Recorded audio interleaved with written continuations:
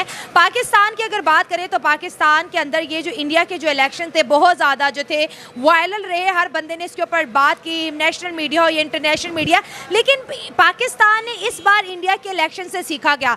दूसरी जाने मोदी साहब की 400 पार की बात करेंगे, उनका नारा था कि इस दफ़ा मोदी सरकार 400 पार, लेकिन ये ओवर कॉन्फिडेंस था या फिर शायद बीजेपी के कुछ मिस्टेक्स थी जिसकी वजह से वो 292 तक ही जो है लिमिटेड रहे और 300 का आंकड़ा भी पार नहीं कर पाए। आज के रिएक्शन बहुत ज़्यादा ज़बरदस्त है, मिले जुले पब्लिक के रिएक्शन है, आवाम की तरफ बढ़ते हैं और जानते हैं उनकी राय। लेकिन आप दोस्तों से एक छोटी सी हम्बल सी रिक्वेस्ट रहती है, मेरे चैनल को सब्सक्राइब करें, वीडियो को ग्रुप में शेयर किया करें ताकि ज़्यादा से ज़्यादा लोग देखें और मुझे मोटिवेशन मिलती रहे और मैं इस तरह के टॉपिक आपके साथ शेयर करती हूँ। अब आप देखें 2014 के अंदर इंडिया 10th लार्जेस्ट इकोनॉमी थी और आज देख लें कि वो 5th लार्जेस्ट इकोनॉमी है। उन्होंने तो बोला थर्ड भी बन और वो थर्ड भी बनने जा रहे हैं। अब वो तीसरी दफा लगातार प्राइम मिनिस्टर बना है। इसकी वजह से पॉलिटिकल स्टेबिलिटी आई है, ठीक है। और इस पॉलिटिकल स्टेबिलिटी की वजह से जो नेशनल उनकी स्टॉक एक्सचेंज है उसमें 20 बिलियन रुपीस जो थे उनकी ट्रांजैक्शन हुई है और ये वर्ल्ड रिकॉर्ड एक दिन में, और ये वर्ल्ड रिकॉर्ड है। अब देखिए हम शोर मचाते थे सबसे ज्यादा कि चाइना हमारा फ्रेंड है और चाइना ने कहा है कि वी आर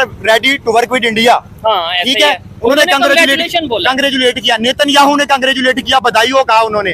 तो आप देखें कि चाइना, जो कि हम समझते हैं कि हम चाली अभी तक चाइना की बेस पे रहे हैं, अगर चाइना उनके साथ काम करने को तैयार है तो हम क्यों नहीं कर सकते। 76 साल से हमारे नेबर के साथ ताल्लुकात क्यों नहीं बेहतर हो रहे? इंडिया से क्यों हम दुश्मन कही जाते हैं, ताल्लुक नहीं बेहतर? लेकिन वो तो मजहबी बात ले आते हैं ना, मजहब को बीच में ले आते हैं, ये बात है। मजहब को बीच में कौन लाता है? ये इंडिया वाले। अच्छा सियासतदान नहीं लाते। एक और डिफरेंस है जो पाकिस्तान और इंडिया का। पाकिस्तान उनकी कॉपी क्यों नहीं करता? जैसे इंडिया में उन्होंने आईटी में बहुत ज्यादा आगे गया है और गूगल का सीईओ वो आपको पता इंडिया का है। अब ये सिर्फ उस चीज के पीछे पड़ गया कि इंडिया 4 पे चला गया। हाँ। अब वो देखें उनकी जो एक कंपनी है ना, उसका जो रेवेन्यू है आई थिंक सो टाटा है, हाँ, उसका जो रेवेन्यू है पूरे पाकिस्तान के रेवेन्यू के बराबर है। अब वो चांद पे जाने की कोशिश यही है पाकिस्तान कर रहे हैं। पहले तो अपने मुल्क का कर्जा देख लो। जमातें एक तरफ और प्राइम मिनिस्टर मोदी का जो रुतबा है, मैं कहूँगी जो स्वैग है वो एक तरफ।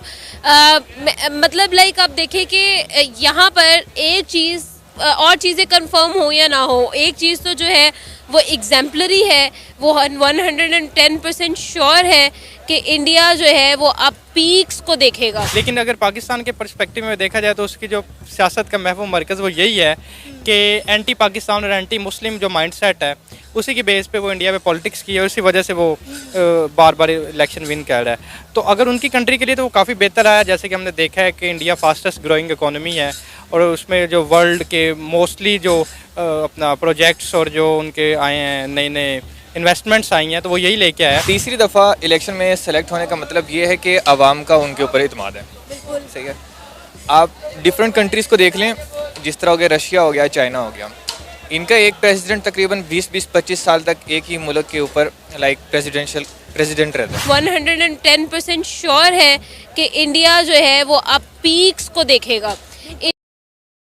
दिलशाद भाई, पाकिस्तान डेमोक्रेटिक कंट्री है, ये जितने भी लोग खड़े हैं वोटिंग का हक सबके पास जो 18 साल से ऊपर मौजूद है। इंडिया भी डेमोक्रेटिक कंट्री है, वहाँ पे इलेक्शन हुए, उनके इलेक्शंस के ऊपर क्या कहना चाहेंगे? जैसे नरेंद्र मोदी तीसरी बार प्राइम मिनिस्टर बने या ओवरऑल क्या कहना चाहेंगे? फिर पाकिस्तान की बात करते हैं। देखिए सबसे पहले तो इंडिया में टोटल 543 सीट्स थी, इसमें से 295 पे जो उनका इत्तेहाद है एनडीए नेशनल डेमोक्रेटिक अलायंस उन्होंने जीती, और 238 जो था इंडिया राहुल गांधी की सरबराही में जो एक अलायंस था उन्होंने जीती। सबसे पहले तो ये पिछली जो विक्ट्री थी मोदी की उतनी बड़ी विक्ट्री नहीं थी नरेंद्र मोदी की जितनी अभी थोड़ी कम हुई है, ठीक है। लेकिन उसके मुकाबले में वजह ये बताई जा रही है कि 27 से 28 पार्टीज का वो एक अलायंस था जो कि इंडिया के नाम से अलायंस था, और वहाँ पे जो एक पूरा का पूरा एक इलेक्शन का निजाम हो, हालांकि 1 महीने से ज्यादा मेरे ख्याल है वहाँ पे इलेक्शन चले, मरहलावार 7 मरहलों में ये इलेक्शन हुए। तो मजे की बात यह है कि वहाँ पे कोई खून खराबा देखने को नहीं मिला, वहाँ पे कोई सिक्योरिटी के ऐसे निजाम नहीं थे जो कि निजाम खराब हुआ हो। और दूसरा आप देखें कि अब वो तीसरी दफा लगातार प्राइम मिनिस्टर बना, इसकी वजह से पॉलिटिकल स्टेबिलिटी आई है, ठीक है। और इस पॉलिटिकल स्टेबिलिटी की वजह से जो नेशनल उनकी स्टॉक एक्सचेंज है उसमें 20 बिलियन रुपीस जो थे उनकी ट्रांजैक्शन हुई है और ये वर्ल्ड रिकॉर्ड एक दिन में, और ये वर्ल्ड रिकॉर्ड है, ठीक है, जो कि और किसी मुल्क के पास नहीं है। और ये समझ लें कि उनका इलेक्शन जैसे ही खत्म हुए साथ ही उन्होंने वर्ल्ड रिकॉर्ड भी बना दिया। जी, जब फॉरेन इन्वेस्टर्स को पता चलेगा यहाँ पे एक पॉलिटिकल स्टेबिलिटी है, यहाँ पे डेमोक्रेटिक वैल्यूज है, तो वो माहौल साजगार है। और वहाँ पे आप देखिए वहाँ पे सिक्योरिटी के मसाइल कितने अच्छे हैं। ठीक हो और गया। हमारे यहाँ ये भाई वाला वाक़या आपके सामने है, ठीक ठीक है। है। उसके बाद जो कराची वाला वाक़या आपने बताया वो आपके सामने है। रिसेंटली सरगोदा के अंदर जो क्रिश्चियंस के साथ हुआ वो आपके सामने है। श्रीलंकन मैनेजर के साथ जो हुआ वो आपके सामने है। ठीक है। तो हमारे देखिए हमारे सिक्योरिटी के हालात ही साजगार नहीं इसके है। अलावा जड़ावाला का वाकया सिंध में, इंटीरियर सिंध में जो कुछ हो रहा है वो एक अलग टॉपिक है, बहुत सी चीजें हैं। लेकिन दिलशाद भाई फर्क क्या है यहाँ के? मेरा मेन मकसद ये है कि मतलब एजुकेटेड हमारे साथ अगर कोई शख्स मौजूद हो तो उसे थोड़ा सा पूछा भी जाए, और ये जो लोग साथ खड़े हैं उन्हें थोड़ा समझाया भी जाए, देखने वालों को थोड़ा सा मतलब या उनके साथ कम्युनिकेट किया जाए हमारे इलेक्शंस में और उनके इलेक्शंस में क्या फर्क है। यहाँ पे क्यों नहीं इलेक्ट्रिक सिस्टम आ जाता, इलेक्ट्रिक वोटिंग सिस्टम आ जाता, वहाँ पे तो इलेक्ट्रिक वोटिंग सिस्टम है। देखिए ये सबसे अहम मसला है कि हमारा इलेक्शन का सिस्टम जो है और उनका जो इलेक्शन का सिस्टम है उसमें जमीन आसमान का फर्क है।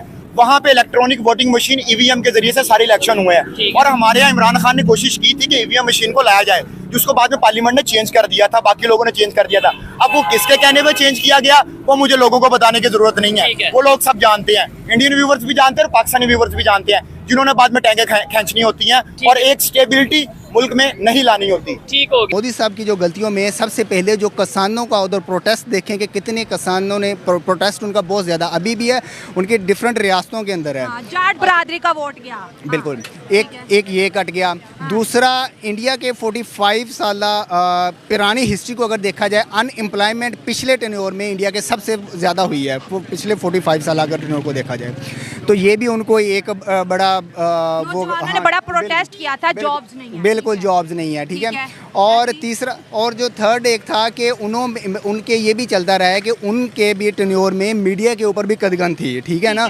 तो वो जो एक लोगों का इम्पैक्ट होता है, वो लोग अंदर ही अंदर जो कंप्रेस होता रहता है, वो किसी ना किसी एक दिन जाके ब्लास्ट होना होता है, ठीक है। तो वो ब्लास्ट हुआ जी इलेक्शन वाले दिन, और इन्होंने मेरे ख्याल में, मैं जैसे बताया कि लीडर जो है वो एक इलेक्शन की नहीं देखता, आगे की देखता है। तो आगे की देखा जाए तो ये बड़ा टफ टाइम है। ये नरेंद्र मोदी की उस तरह की हुकूमत नहीं आई कि उनको जिस तरह से पहले अवाम ने मैंडेट दिया था और उन्होंने बड़ा खुल के खेला था, अब उस तरह से नहीं है। और बहुत से इंडिया मीडिया पे तो ये भी बातें चल रही हैं कि वो हो सकता है कि 5 साल का टेन्योर पूरा ना कर पाए। एग्जैक्टली ये भी बातें चल रही हैं। एग्जैक्टली हो सकता है। और